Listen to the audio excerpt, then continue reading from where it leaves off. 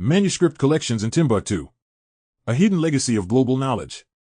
Hello and welcome to Send Me Radio. Peace, love, and blessings. Remember to click the subscribe button and the notification bell to be informed when we upload new videos.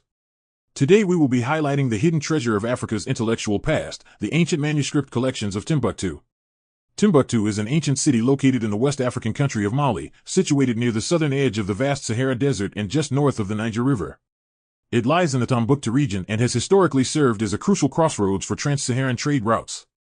This strategic position made it a thriving center of commerce, culture, and Islamic scholarship during the height of the Mali and Songhai empires. Despite its remote desert location, Timbuktu became globally renowned for its rich intellectual heritage, particularly its vast collections of handwritten manuscripts covering diverse fields such as science, law, medicine, and theology. Long before colonialism and Western education systems, African scholars in Mali wrote extensively on science, medicine, law, theology, and history. This story is not just about dusty books, it's about a civilization that valued knowledge, preserved it, and passed it on. The manuscripts of Timbuktu are a powerful testimony that Africa was never silent, it was always writing. Timbuktu, an ancient city nestled on the edge of the Sahara Desert in present-day Mali, is often romanticized in Western imagination as a lost city of gold. But far more valuable than any fabled treasure is Timbuktu's true legacy, its manuscript collections, a vast intellectual archive of African, Islamic, and global knowledge preserved through centuries of scholarship. These manuscripts, handwritten and passed down over generations, contain tens of thousands of documents. Some estimates suggest over 700,000 that challenge conventional narratives about Africa's intellectual history.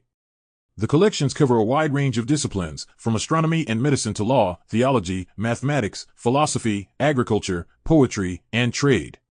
Their existence dismantles colonial myths that Africa had no written history, proving instead that the continent was a beacon of scholarship and learning. Origins and historical context. Timbuktu rose to prominence in the 14th to 16th centuries, during the height of the Mali and Songhai empires, as a flourishing center of Islamic learning, trade, and culture.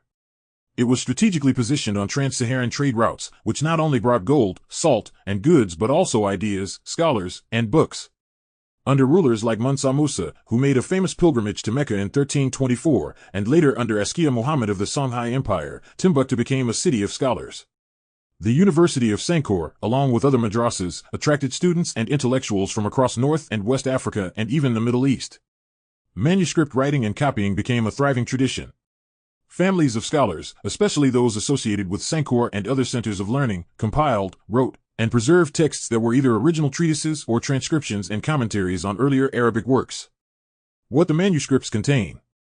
The manuscripts of Timbuktu are remarkable for both their content and diversity.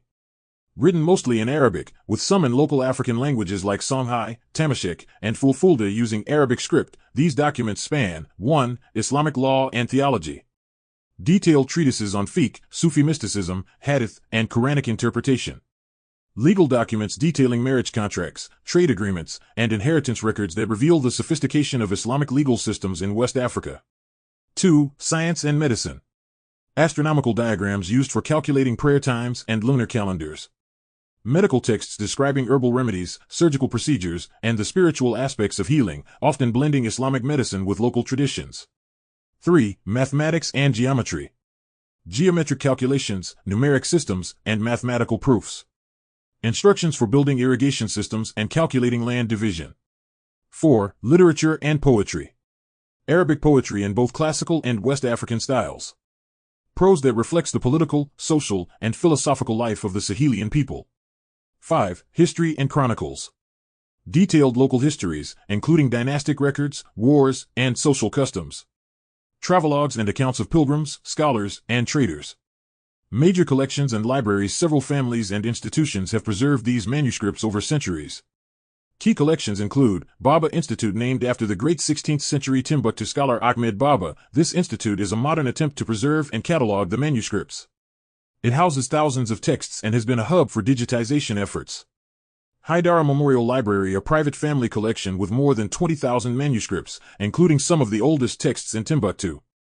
The Haidara family has played a central role in preserving manuscripts, even smuggling many out during conflict. Mohammed Tahar Library and Fondo Kadi. The Fondo Kadi collection, housed in Timbuktu but tracing its roots to Al-Andalus, contains rare documents from the era of Islamic Spain that were brought to Mali after the expulsion of Muslims from Iberia. Threats and preservation efforts. Over the centuries, these manuscripts faced numerous threats, from environmental degradation to invasion. But the most severe recent threat came in 2012, when Islamist extremists linked to al-Qaeda seized Timbuktu during the Malian conflict.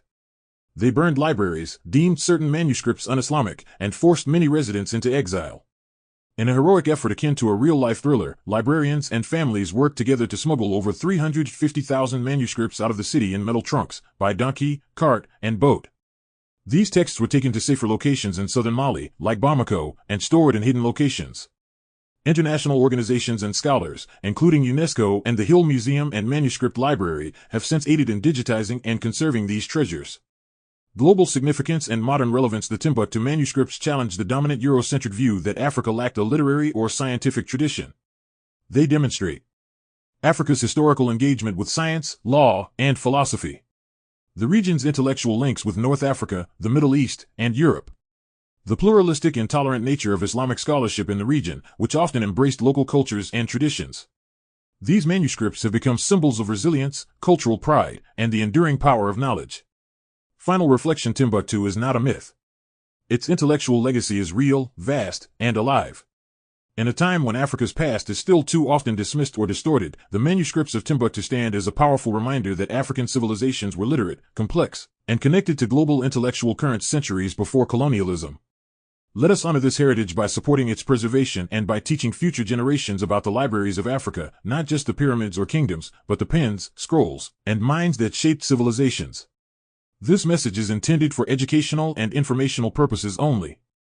While every effort has been made to ensure historical accuracy, interpretations of events and manuscripts are based on available research and may evolve with new findings. All rights to cultural heritage and intellectual property remain with the people of Mali and the respective custodians of Timbuktu's manuscripts. Thank you for listening to Send Me Radio. Remember to love, share, and subscribe for more awesome content.